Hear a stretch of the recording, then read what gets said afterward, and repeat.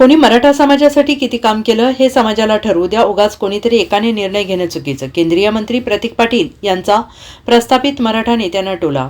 सर्वांना एका हॉलमध्ये बोलवा आणि कोणी मराठा समाजासाठी किती काम केलं हे समाजाला ठरवू द्या, उगाच कोणीतरी एकाने निर्णय घेणं चुकीचं आहे, असा टोला माजी केंद्रीय मंत्री प्रतीक पाटील यांनी मराठा समाजाच्या प्रस्थापित नेत्यांना लगावला आहे. मराठा समाजाच्या वतीनं आज कोणालाही पाठिंबा नाही, याबाबत निर्णय जाहीर करण्यात आला होता. यावर प्रतिक्रिया देताना प्रतीक पाटील यांनी प्रस्थापित मराठा नेत्यांना हा टोला लगावला आहे. समाजांची मराठ्यांना अजून सुद्धा लक्षात येत नाही की मराठा राज का करतो. मराठ्याला सगळ्या गोष्टी फायद्याच्या दिसतात, पण ही शिक्षा असते. राज्य करणे, सगळ्या समाजाला घेऊन जाणे, सगळ्याच्या अडीअडचणी समजून घेणे, त्या ठिकाणी उभा राहणे, लढाईसाठी मराठा पुढे जातो. स्वतःचं म्हणतो ना त्या ठिकाणी हल्ला तो झेलतो सगळ्या समाजासाठी. हे मराठ्याचं कर्तव्य असते. म्हणून मराठा समाजाला प्रत्येक समाज उचलून धरतो. पण आज ती जाणीव आज आमच्या समाजामध्ये असं वाटतंय की काही असणाऱ्या या प्रस्थापित लोकांना नाही आहे. आणि त्या ठिकाणी तुम्हाला खरंच काहीतरी करायचं असेल तर घ्या ना, एक हॉल आम्ही दिलेला आहे.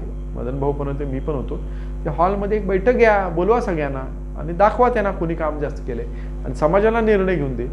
कुणीतरी एकाने येऊन सांगावं ही परिस्थिती चुकीची आहे. मागासवर्गीयांना आम्ही हॉल दिलेला आहे, त्यांच्यासाठी 2 हॉल दिलेले आहेत. त्या पद्माळकर होते, दोन्ही बंधूंना दोन्ही वेगवेगळ्या ठिकाणी असताना वेगवेगळे त्यांचे गट पडले, दोघांनाही हॉल दिलेले मंजूर करून. अशाकडे मुस्लिम समाजाला आपण हॉल दिलेला आहे. आज नाही म्हटलं तरी जो ईदग्याचा प्रश्न आहे, एक धर्मस्थान आहे जिथं ही सगळी त्या ठिकाणी आपले नमाजसाठी जातात आणि तिथं गैरसोय होत होते आणि कुठंतरी त्यांच्यासाठी ही गैरसोय दूर व्हावी म्हणून त्यांनी त्यांची एक मागणी होती. पुढाकार घेऊन त्यांना तिकडे मुरुम घालून दिला, आज त्यांना जागा मोकळी करून दिली.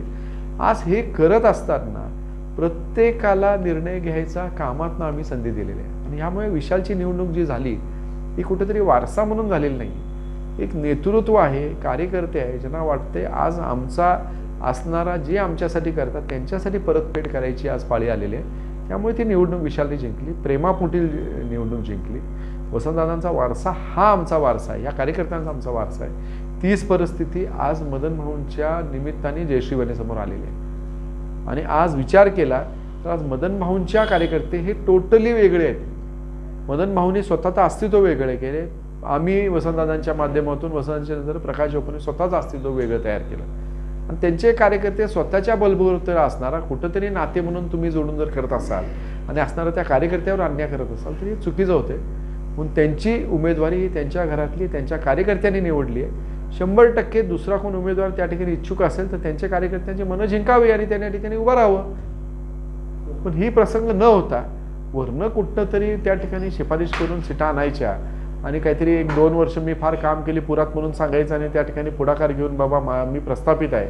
म्हणजे निवडून आज नगरपालिकेला सीट वाटप करणे, निवडून आणायसाठी जिल्हा परिषदेसाठी वहिनीने मी विशालनी काम करायचं आणि मात्र जिल्ह्याचा अध्यक्षाला तिकीट द्यायचं आणि जिल्ह्याचा अध्यक्ष त्या ठिकाणी आमदार व्हायचा आणि मग त्यांच्याकडे विनंत्याला आमची कार्यकर्त्याने आम्ही जायचं, बाबा आमचा नगरसेवक आहे त्याला बिचारायला फंड द्या, त्याची काम करा.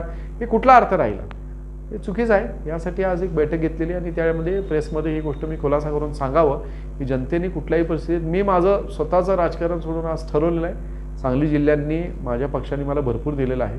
काही गोष्टी आमच्या पक्षात चुकले, मी सोडलं, घरी बसेन आणि मी आहे ते माझं काम चालू ठेवेन. कुठलाही माझं कार्यालय कधीही मी बंद केलं नाही. विष्णू अण्णा भवन आणि त्यामध्ये वसंतदादा भवन ही कायम उघडे राहिले. एक दार उघडा असेल दुसरं दार उघडतंय. आमच्यातनं कामं लोकांची आजही तशीच होतात. आम्ही प्रांजळ प्रयत्न करतो कोणाची अडचण त्या ठिकाणी राहू नये. एखादी राहिली तर ठीक आहे, पण ते दुसऱ्यांदा आला तरी ते कुठलं कुठे आमचं अडचण सोडवतोच आणि कधीच आमचं हे काम थांबणार नाही. राजकारण कुठेही गेलं तरी आमचं घर हे काम करत राहणार आहे. त्यामुळे आज जयश्री वहिनी उभे आहेत आणि त्या ठिकाणी जयश्री मदन पाटील यांच्यासमोर त्यांचं चिन्ह आहे आज हिरा. ती हिराला प्रत्येकाने निवडून द्यावं, आमचं केलेलं काम पाहावं आणि कामाची मोबदला आम्हाला द्यावं. मी हक्काने मागायला आलोय ते द्यावं, एवढी विनंती करून थांबतो. Bureau report, SBN Marathi, Sangli.